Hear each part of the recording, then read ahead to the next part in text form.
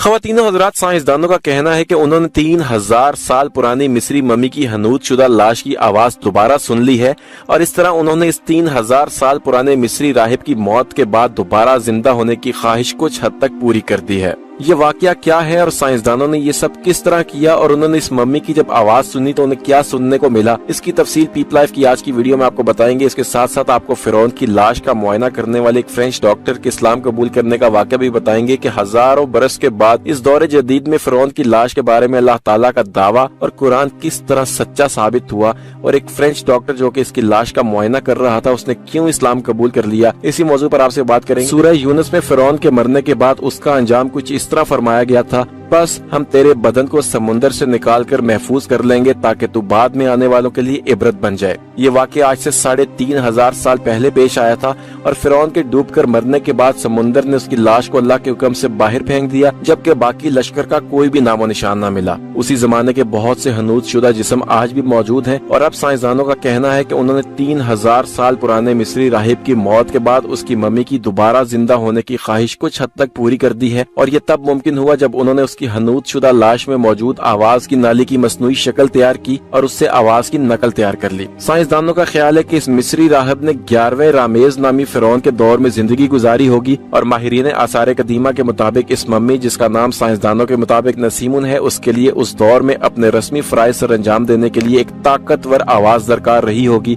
और शायद उस दौर में उसके फराइज में गाना भी शामिल था। इसलिए जब नसीमुन की मौत हुई तो उनकी आवाज खामोश पड़ गई, लेकिन अब 3000 साल बाद मुहक्किकीन के एक गिरोह ने उनकी आवाज को दोबारा जिंदा कर दिया है और ऐसा करने के लिए उन्होंने नसीमुन की आवाज को मसनूई तौर पर पैदा किया, जिसमें उनकी आवाज या सांस की नाली एक 3D प्रिंटर से दोबारा बनाई गई। साइंसदानों ने इस मसनूई नाली के तूलो अर्ज बिल्कुल नसीमुन के आजाद जैसे बनाए और उस आवाज को मसनूई तौर पर पैदा किया और ख्याल यही किया जा रहा है कि उससे पैदा होने वाली आवाज नसीमुन की आवाज जैसी थी, जिसमें सिर्फ हर्फ इल्लत की सदा सुनी गई। माहिरीन की जानिब से ये कहा जा रहा है कि ये अपनी नौइयत का पहला तजुर्बा है जिसमें एक मुर्दा इंसान की आवाज को मसनूई तरीकों से दोबारा पैदा किया गया है। रिसर्चर्स अब ये उम्मीद कर रहे हैं कि मुस्तकबिल में कंप्यूटर और टेक्नोलॉजी की मदद से वो नसीमुन की आवाज के पूरे जुमले भी तश्कील दे सकेंगे। ख़वातीनो हज़रात, फिरौन की मम्मी के बारे में 1891 से पहले इस दुनिया में कोई इंसान नहीं जानता था कि खुदाई का दावा करने वाले फिरौनों की लाशों का क्या हुआ था या उनकी बाकियात हैं कहाँ। कुरान पाक की सूरह यूनुस में फिरौन के मरने के बाद उसका अंजाम कुछ इस तरह फरमाया गया था, हम तेरे बदन को समुंदर से निकाल कर महफूज कर लेंगे ताकि तू बाद में आने वालों के लिए इबरत बन जाए। दोस्तों, अब आपको उस फ्रेंच डॉक्टर का वाकया सुनाते हैं कि जिसने फिरौन की लाश का मुआयना किया तो वो इस्लाम की हक्कानियत को मान गया।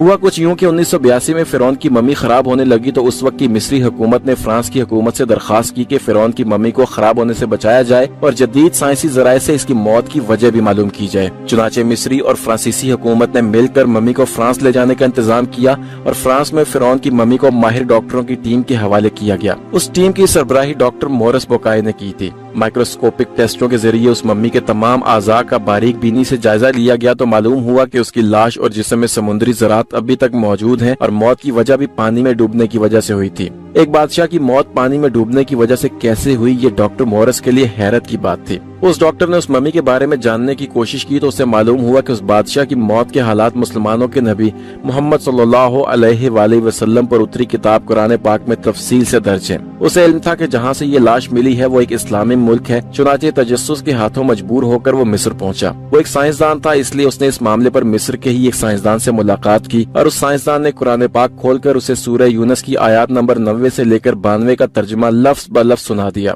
फिरौन का खुदाई का दावा, उसका पानी में डूबकर मरना और फिर पानी से निकालकर उसकी लाश का हनूत हो जाना और फिर दोबारा लाश का मिलना और फिर उसकी लाश को जदीद साइंसी दौर में दोबारा हनूत किया जाना, सबका इशारा एक जानिब था और वह बहुत वाज़ेह इशारा था जो कुरान मजीद में बयान किया गया था कि तुझे बाद में आने वालों के लिए इबरत का निशान बना दूंगा। डॉक्टर मोरिस ने आयत का यह तर्जुमा सुना तो उसी वक्त पुकार उठा, अल्लाह ताला सच्चा है, कुरान सच्चा है और अल्लाह के नबी हजरत मोहम्मद सल्लल्लाहु अलैहि वसल्लम सच्चे नबी थे। उसके बाद उसने वही कलमा पढ़ा और मुसलमान हो गया। अल्लाह ताला से दुआ है कि हम सबको कुरान पाक पढ़ने और उसको समझने की तौफीक अता फरमाए।